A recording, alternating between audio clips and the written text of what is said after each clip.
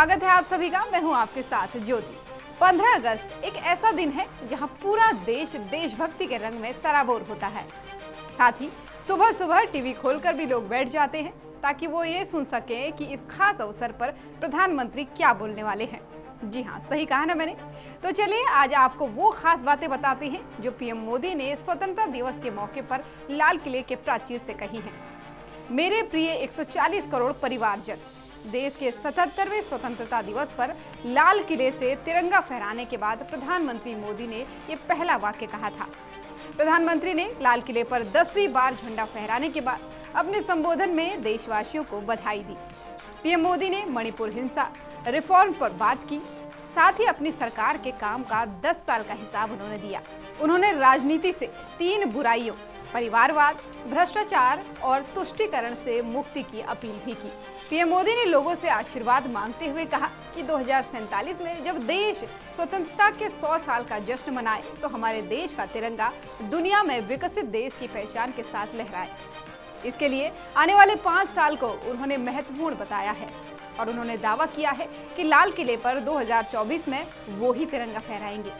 मोदी ने देशवासियों को 3 गारंटी भी इस दौरान दी है। पहली गारंटी, 5 साल में भारत को दुनिया की तीसरी सबसे बड़ी आर्थिक शक्ति बनेगा।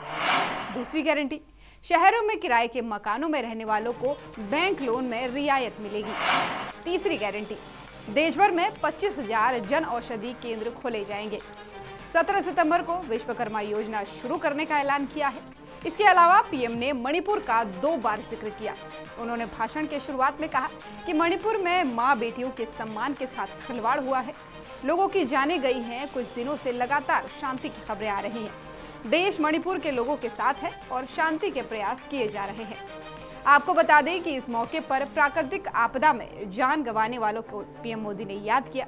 साथ ही इस मौके पर पीएम ने कहा कि इस बार प्राकृतिक आपदा ने देश के अनेक हिस्सों में अल्पकालीन संकट पैदा किए हैं। जिन परिवारों ने इस संकट को सहन किया है, मैं उन सभी परिवारों के प्रति संवेदना प्रकट करता हूं। राज्य केंद्र सरकार मिलकर उन सभी संकटों से मुक्त होकर तेजी से विकास की ओर आगे बढ़ेंगे, ये मैं विश्वास दिलाता हूं। साथ ही इस मौके पर मणिपुर का भी उन्होंने जिक्र किया है और देश मणिपुर के लोगों के साथ है, ये पीएम मोदी ने कहा है।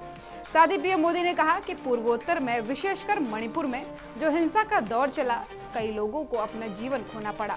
माँ बेटियों के सम्मान के साथ खिलवाड़ हुआ, लेकिन कुछ दिनों से लगातार शांति की खबरें आ रही हैं और देश मणिपुर के लोगों के साथ है।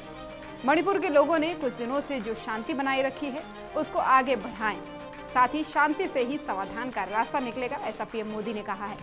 केंद्र और राज्य की सरकार मिलकर उन समस्याओं के समाधान के लिए भरपूर प्रयास कर रही है और करती रहेगी। युवाओं के लिए भी इस मौके पर पीएम मोदी ने कुछ बातें कही हैं और पीएम मोदी ने इस मौके पर कहा है कि ये कालखंड भारत का भाग्य लिखने वाला है।